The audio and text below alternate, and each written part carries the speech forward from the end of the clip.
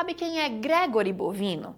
Ele tem 55 anos e desde o ano passado virou uma espécie de comandante informal da Patrulha de Fronteira dos Estados Unidos. O homem é enviado quando o governo quer barulho numa operação. Esse papel permitiu que ele passasse por cima da estrutura tradicional do ICE, o Serviço de Imigração e Alfândega dos Estados Unidos. E hoje, no lugar de se submeter a um chefe regional, ele responde diretamente a Kristi Noem, a secretária de Segurança Interna dos Estados Unidos. O que na prática significa que ele obedece diretamente ao presidente Trump.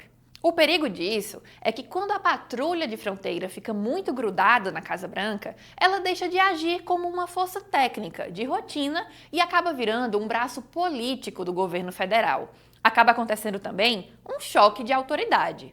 Quando o comandante responde direto ao presidente, ele tende a ignorar todo o resto. Os prefeitos, a polícia municipal, os promotores e os líderes comunitários. E essa abordagem violenta e sem regras foi justamente o que levou à ascensão e à queda de Bovino.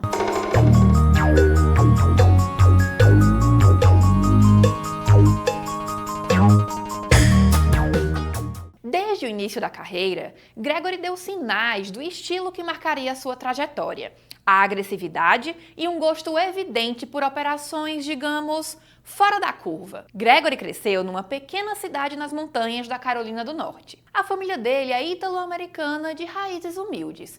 E a história dele se entrelaça do começo ao fim com a história da imigração nos Estados Unidos. O bisavô de Gregory emigrou da Itália e em 1924 registrou um pedido de cidadania americana. 1924 foi justamente o ano em que os Estados Unidos criaram a Patrulha da Fronteira e passaram a restringir a entrada de imigrantes indesejáveis. Boa parte desses imigrantes eram asiáticos, mas muitos deles eram italianos, como os bovinos. A elite americana do início do século XX acreditava que havia uma hierarquia biológica dentro da Europa em que nórdicos e anglo-saxões reinavam no topo da pirâmide e as populações do sul sobreviviam na base. Antes de 1924, assim como hoje acontece com os latino-americanos, eram os italianos que chegavam em massa nos Estados Unidos, geralmente sem muito dinheiro no bolso. Bovino tem orgulho dessas origens, mas ele decidiu virar um agente de fronteira porque, aos 11 anos, assistiu ao filme Fronteira da Violência, com Jack Nicholson, e ficou indignado ao ver os patrulheiros sendo pintados como vilões. Em 1996, aos 26 anos, ele virou agente para provar o contrário. Em junho do ano passado, ele foi nomeado comandante tático de uma mega operação em Los Angeles. Você deve ter acompanhado esse caso nas páginas do Estadão.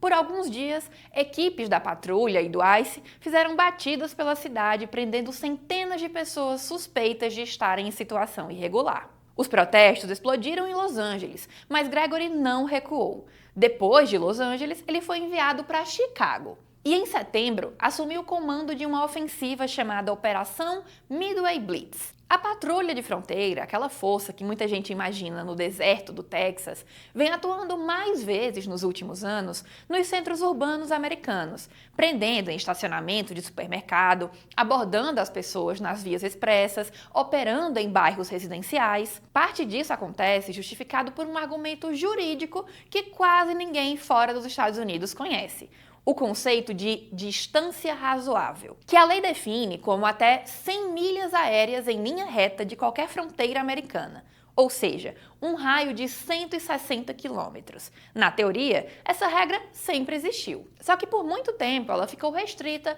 ao que o americano comum entende como zona de fronteira, a divisa do país. Em 2020, ainda no primeiro governo Trump, essa distância razoável virou uma brecha perfeita para transformar a patrulha numa força móvel de choque, capaz de ser deslocada para onde houvesse barulho político, mesmo longe do deserto. A partir disso, a patrulha deixou de ser só uma polícia de fronteira e passou a se comportar como uma polícia de imigração dentro das cidades, algo que historicamente sempre foi mais associado ao ICE, policiando até protesto. Foi isso que permitiu que Gregory virasse um símbolo dessas operações. Não porque ele inventou essa regra, mas porque foi um dos comandantes que mais apostaram nesse novo modelo. Gregory se defende dizendo que o que acontece na fronteira nunca fica na fronteira. E o fato é que, ao longo de 2025, essas operações aconteceram em diferentes cidades americanas, como Sacramento, Charlotte e Nova Orleans. Gregory acabou ganhando um apelido que, de tão repetido, virou quase um cargo: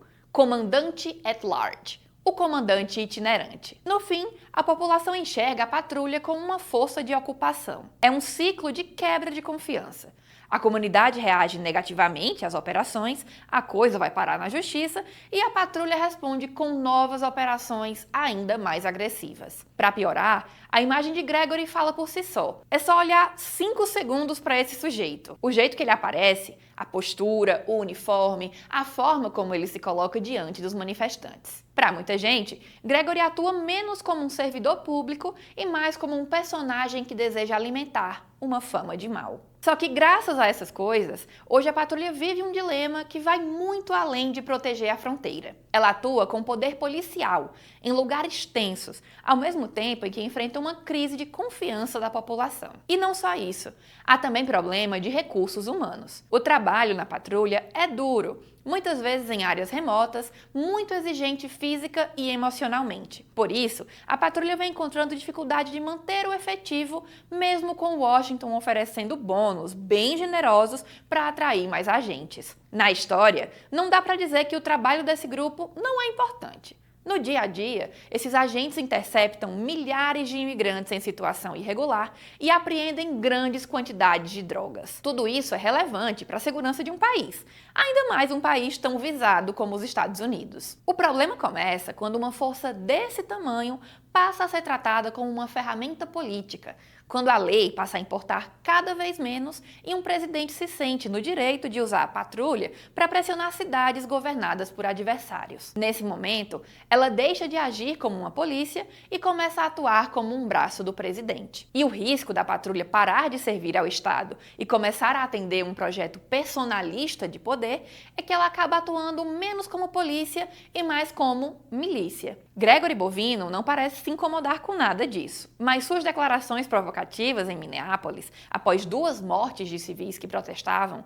foram demais até mesmo para o governo Trump. Com a Casa Branca sob intensa pressão devido a uma forte reação contra as mortes, Gregory Bovino foi removido de seu papel como comandante-chefe da Patrulha da Fronteira e retornará ao seu antigo emprego em El Centro, Califórnia, onde deve se aposentar em breve. Esse foi mais um episódio de Fronteiras, coluna de Rodrigo da Silva, que você pode conferir no site do Estadão. Vídeos inéditos vão ao ar todos os sábados, às 9 horas da manhã, para assinantes. Você também pode ter acesso a conteúdos exclusivos assinando o jornal. Basta apontar a câmera do seu celular para o QR Code que aparece na sua tela. Até a próxima!